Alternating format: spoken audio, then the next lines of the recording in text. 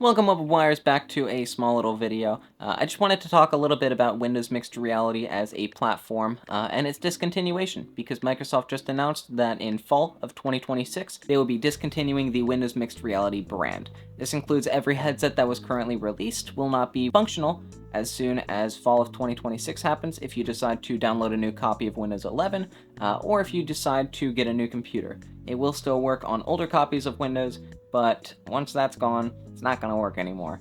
But I kind of just wanted to talk about it because I have over 1,000 hours in Windows Mixed Reality. It is my headset of choice. It has been since 2019. And I just wanted to talk a little bit about its history and how Microsoft got here.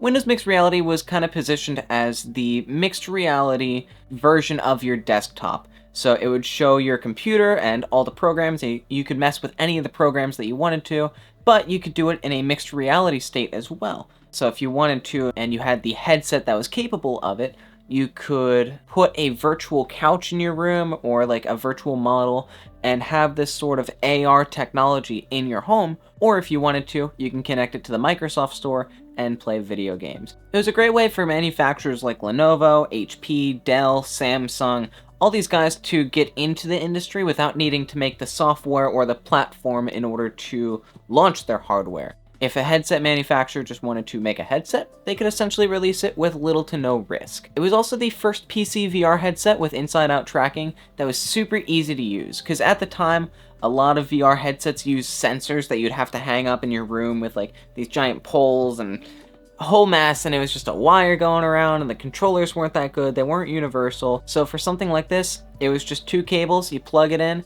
you're done. Don't have to touch it again. You can pack it up in a bag with you, super easy to bring around. And this is before like the Oculus Quest and everything.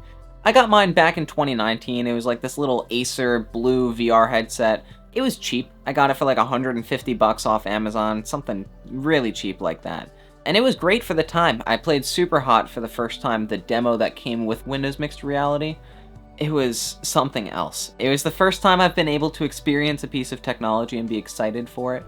I'm really big into the tech space, so stuff like new computers and new speakers and headphones and wireless this and wireless that, it's really hard to get excited for this type of technology. For the price that I paid for the headset, it was a fantastic purchase and really shaped my eyes on virtual reality moving forward. I was able to play Steam games, I was able to play games built into Windows, there's a whole mix of content being thrown around, and because of the way that the controllers are designed, it worked with most games even if it didn't have full compatibility. The controller, in my opinion, was genius because it just worked with everything out of the box, and if not, you could reconfigure it really easily with that touchpad. And they're still my favorite controllers when playing games like virtual reality, VR chat, because you got that full compatibility of the touchpad that most games did take advantage of because of the HTC Vive. But there's also a joystick now, so in games like that, you pretty much have 8 buttons on the touchpad as well as a joystick. I will say though, there were a couple issues with the headset on launch. First was the price. Most headsets launched at $400, or you can get something like an Oculus or an HTC for $600-ish. You can get things like a better screen and better controllers and all this type of stuff, as well as better compatibility with video games. So if you wanted to play a game on Steam, it'd be much easier to hook up something like an Oculus and be able to launch up a Steam game with no issues in terms of compatibility. So for the price, it was a little hard to justify. Really, the only thing it had going for it was the mixed reality aspect, which most headsets did not launch with. I don't think a single headset on launch actually released with some sort of color pass-through, and there was really no software to take advantage of it, so it was kind of just buying a headset in the hopes that something would release, which is why I bought it. I liked the inside-out tracking, and I liked the mixed reality portion. I thought it'd be a great way to get into building rooms and like all these cool things, you know, pretty much just architecture just in my own home, or like room design, set design. I could plan out things for videos a lot easier wearing a headset like this, while still not having to move every single piece of my room around. But a lot of the times, there wasn't really too much to do with mixed reality except use the flashlight tool, which would essentially let you see through the headset, which was really cool for the time. Since then, the Oculus Quest came out, and around here is when you can kind of start seeing its age. After that clearance bin happened, where you can get them for like 150, 200 bucks from HP or Acer or whoever was around at the time, Windows Mixed Reality kind of just started to slow down. There were only 3 headset manufacturers at the time: HP, Acer, and Samsung. Samsung decided to make a second headset, had like a super nice OLED display, really nice controllers, overall fantastic headset. Acer's looked a little bit more corporate looking, they only made one more. It was a super bulky headset, and just overall, I don't know too much about it, but it didn't make much of a splash is the point. And then there was HP. They decided to launch their headset lineup called the Reverbs. The Reverb 1 was a really nice Windows Mixed Reality headset. It took a lot of the issues that the first headsets had and just refined them and made them good for the price. They were good for really just any sort of work that you wanted to do within Windows Mixed Reality. They were also just a good inside-out tracking headset dedicated towards PC. And then there was the HP Reverb G2. The G2 was supposed to be a collaboration with Valve that had 4 cameras. It was the first one to have 4 cameras rather than 2. They redesigned the controller to look more like the Oculus Quest for even better compatibility with games, as well as just cool things like better lenses, better speakers, still a higher resolution than the Valve Index, and it launched at $600. It immediately caught my eye, and I immediately wanted it, because I was already locked into this whole inside-out tracking thing. I didn't want sensors put up around my house. Even though I wanted the Valve Index instead, I'd prefer the HP Reverb just because of the higher resolution, as well as the inside-out tracking. And not too long after its release, it started to go on clearance pretty easily. You can pick it up for $400, then $300, then $200, and then just out of stock. I got mine for around $300. And it is still with me. It is a fantastic headset. I wouldn't trade it for the world. But really around this time, there was only one update to Windows Mixed Reality. It was a complete revamp that included native Steam VR. It had the HP Reverb as like its main image now, and most things were designed around it, as well as new controllers that were modeled for the actual like Windows Mixed Reality application. For the most part, it's a good headset. I really like it, but you can tell that Microsoft doesn't really care anymore, and they're kind of just letting the ball drop on it. There were still a couple issues with Windows Mixed Reality, as well as a couple that started to occur just because of the way that Windows Mixed Reality is developed.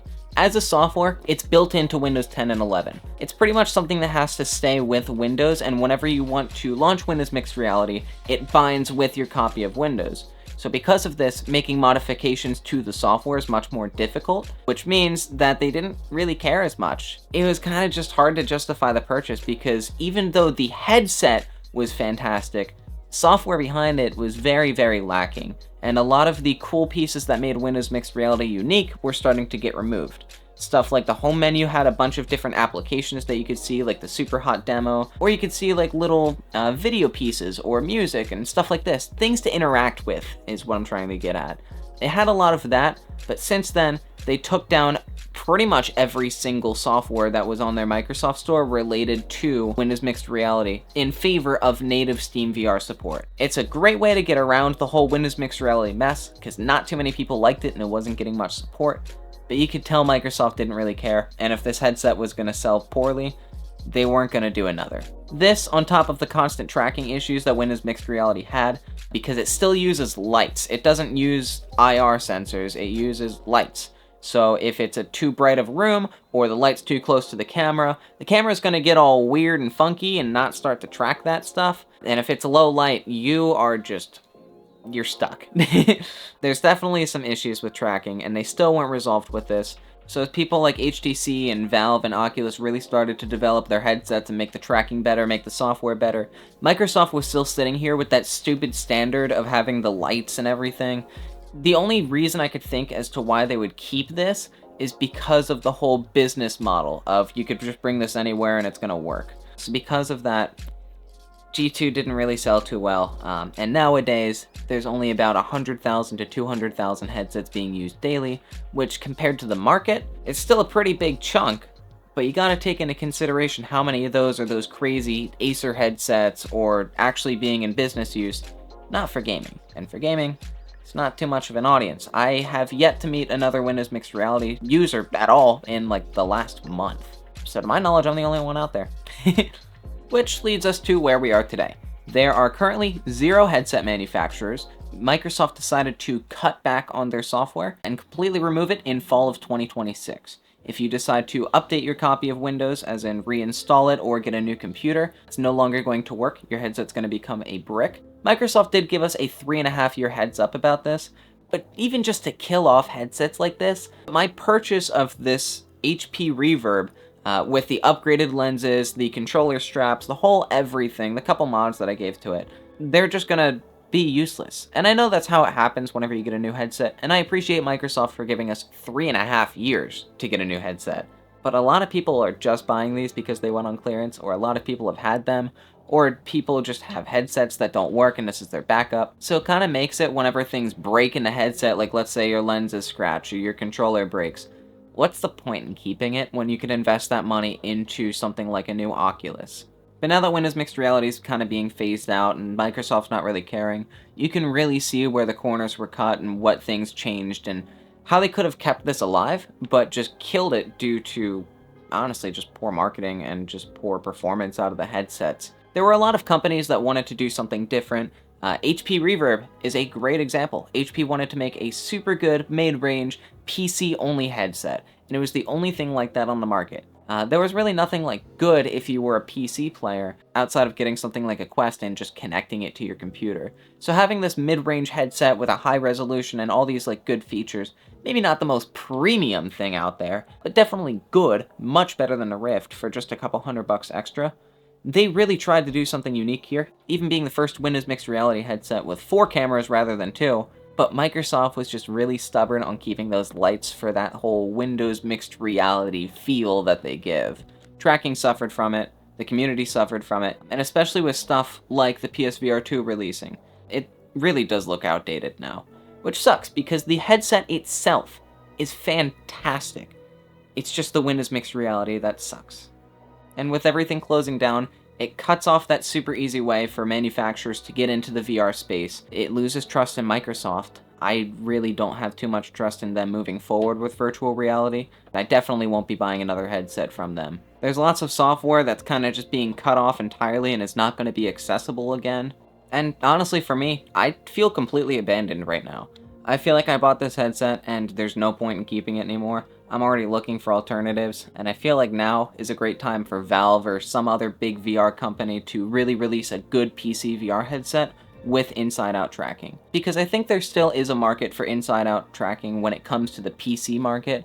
I know a lot of people do want the sensors and they want them to stay and such, but I think having a headset like the rumored Valve headset with wireless technology, inside-out tracking, the whole everything that just directly connects to a computer, if that releases, I'd be willing to buy it, but I think it's less because I want a new headset, and more because I want to get away from Microsoft. It's unfortunate that a lot of these companies are kind of dropping out of the VR space. I really wish a lot of them would stay and see the potential, but unfortunately that's just how VR is right now. It's such a small market that it's hard for a lot of these bigger companies to get excited for this when there's barely any money being made. Point is, Microsoft kind of just sucks. I don't like them. And they had this great platform that they easily could have pushed into something like the Xbox, you know? Hook up a Windows Mixed Reality headset, have an official Xbox One, as well as just third parties like HP or Acer that will still connect to your computer at home. It was just a great platform just to launch a VR headset on.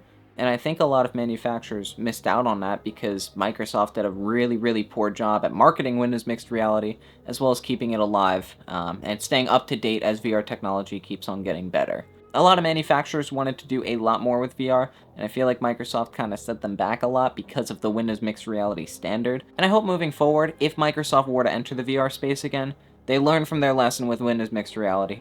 They don't put in stupid standards like tracking all has to be the exact same. And they actually branch out a little bit and say, hey, if you want to use this type of tracking, this is what we're going to use. But once this year hits, can't use it anymore, you know? It's going to be outdated. So that way it still kind of keeps that synergy of everything still being the same, but it's on like a year-by-year basis. So as technology gets better, they update their standards, you know? But unfortunately, that's just not the reality that we live in, and we need realistic expectations.